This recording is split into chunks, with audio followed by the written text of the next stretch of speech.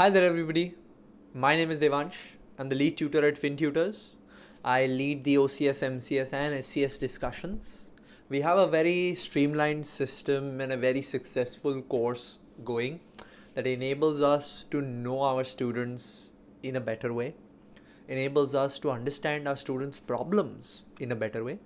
So we have created a video on students that are resitting a case study exam, and for students who are taking the exam for the first time, so that they know what not to do or what to do to make sure that they pass the exam, and to make sure that they don't do stuff which students often make mistakes on. So it's a video on what not to do, on what to do, and it's also for resit as well as fresh students. Anybody watching this video, you are 100% going to find it helpful for your case study preparations, because it's all about why you fail the exam, why you can't do well on the exam, why you are stressed, why you are anxious in your preparation.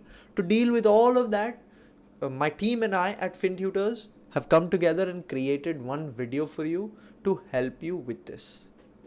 So we hold the Global Pass Rate Excellence Award for the year 2023, so we know what we are speaking of. Our course is successful, and after a whole lot of data analysis and study, we have come to these conclusions.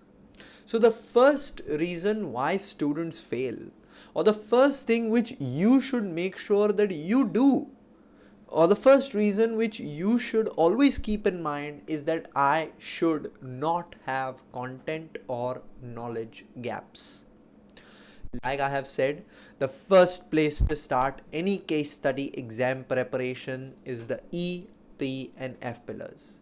If you have a weak understanding of key concepts, if you are unable to synthesize information, which means remember major parts, conceptual clarity, and if you are not able to apply this knowledge, this is where students don't pass the exam.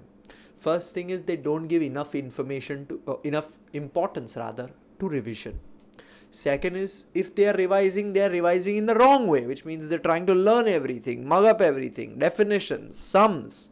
That is not needed. You need simple conceptual clarity, 2, 3, 4 lines of explanation for each topic, because this knowledge will help you start an answer. So the application part becomes much easier if your knowledge is clear and if you have conceptual clarity in your own words. So the first thing that you should be doing if you're taking the exam for the first time, or if you're a research student, is focus on content and knowledge gaps. Focus on quality study in your own words, simple, easy explanations. And to help you with this, we have, just as a sample over here, I have put something called as the learning documents, and I have put something called as mind maps.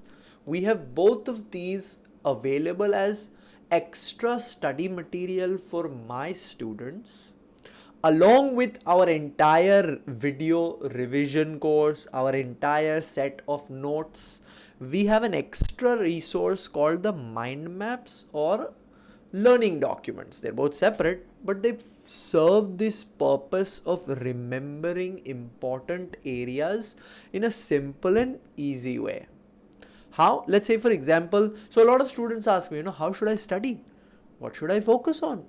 So my suggestion is simple, easy explanations. For example, if you look at the left hand side, it says from chapter number 1, you should know the key differences between the roles of a management and a financial accountant. What is the role of a management accountant? What is the role of a financial accountant? You should know that in your own simple words. They can ask you anything with a scenario which revolves around the roles of a management accountant. So it's good to know the points only which you can then elaborate on in your own words. So I will know in my own words that a management accountant is a person who creates information which can be used within the organization for decision making. It can be day-to-day decisions, it can be, competition decisions, it can be profit-related decisions or material. All of this is something which management accountants work on. Fine. So you saw conceptual clarity in my own words. This is the way we want you to study.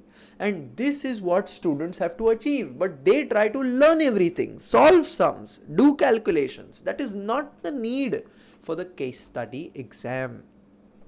So the first thing is conceptual clarity is what we must focus on, and for this and to help you with this, we have full comprehensive material available which is backed now by FinAI.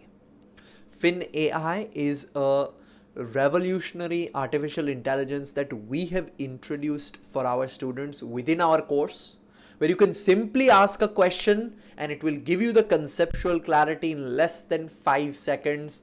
So you are able to revise in so quick, in such a quick form. So this is the first aspect. The second thing that students take a leeway on is not preparing well on the pre-scene.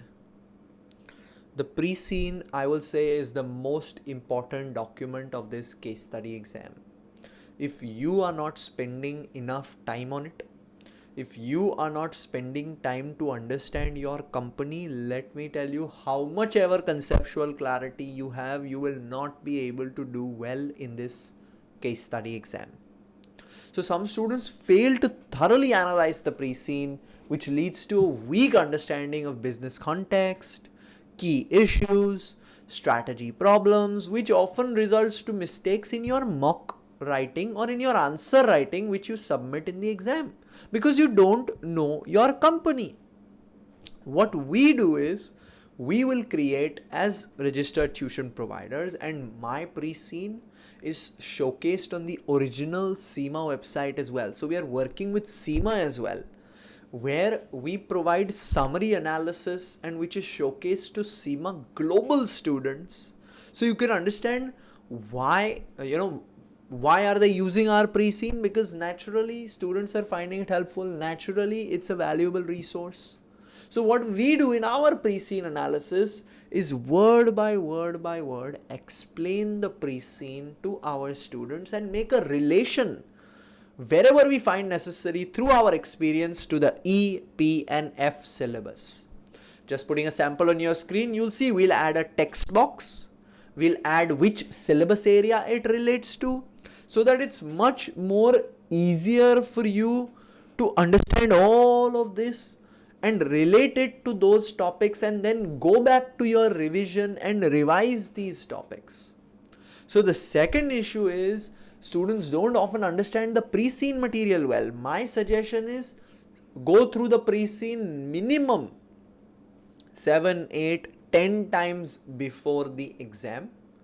But if you're doing it with me, if you're studying it with me, if you have access to my resources, you have very good chances of studying important topics, practicing important topics, and those important topics coming up in the exam. Because that's how detailed our pre-scene analysis is. It goes up to 2.5 or 3 hours as well. Why do we do so much detail? Because it's important. Because it's a very important step in your preparation. So if you're studying by yourself, go through the pre-scene word by word and try to link it to as many E, P and F syllabus area topics. If you're studying with me, that's my job. I will already do that for you, and everything will be research backed, history backed, leading you to success. The third thing that students don't do is practice mock question writing. So often what students will do is, and I've seen this very much, is they'll go to past papers, read the past papers. Firstly, past papers are good to help you understand the exam pattern, exam system. Past papers are based on a different case study. What is the guarantee that those exact questions are going to come up? They can't come up because the case study is different. So if you're using the past papers to understand the exam pattern, the type of questions, and then influencing your revision based on it, then okay. But if you're only reading through the past papers, you're not developing any skills. My suggestion is sign up with a tuition provider, or sign up with maybe sign up with anybody who's giving you mock questions exactly like the exam.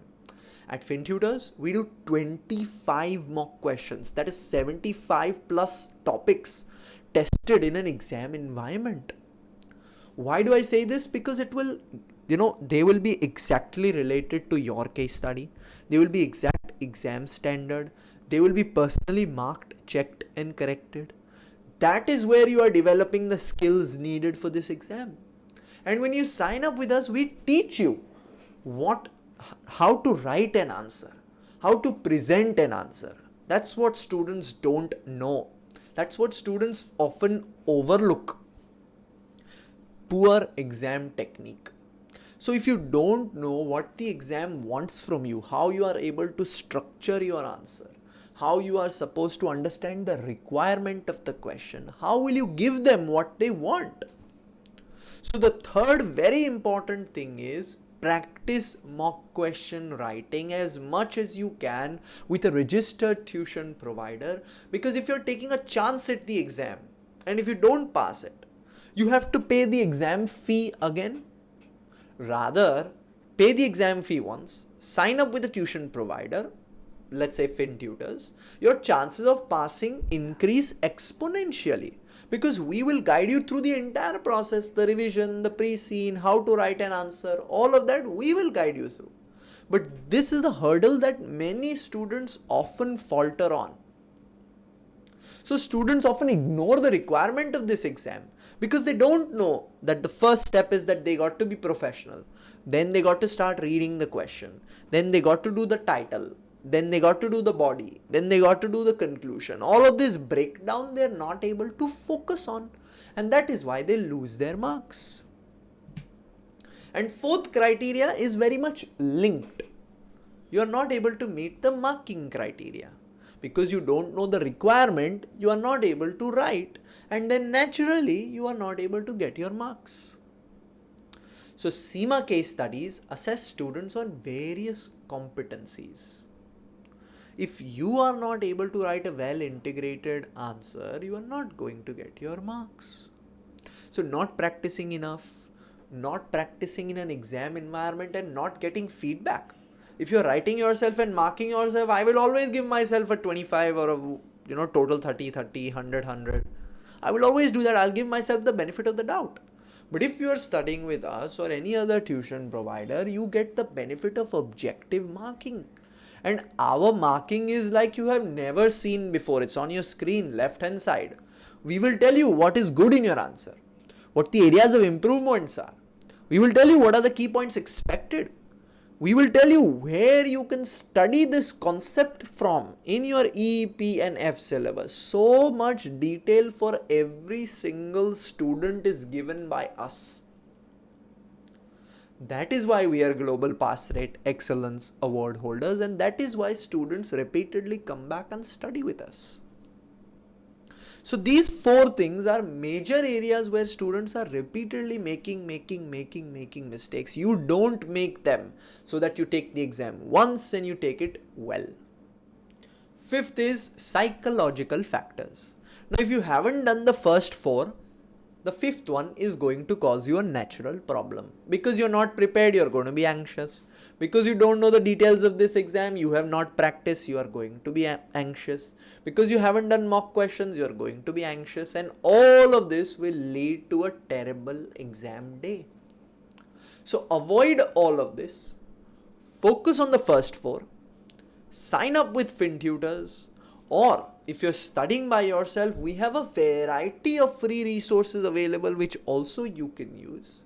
But to get access to our full pre-scene, mock questions, Fin AI, personalized marking, the course is highly affordable. Because that's the mission for FinTutors. To give CIMA prep, or rather elite CIMA prep, at the fraction of cost of major tuition providers, and it's backed with results. You can visit our case study pages. You can email us on help@fintutors.com. Somebody from the team will help you. But addressing these common mistakes through thorough preparation, effective practice is key, and that is why we are here and we are happy to help you. Thank you. Signing off.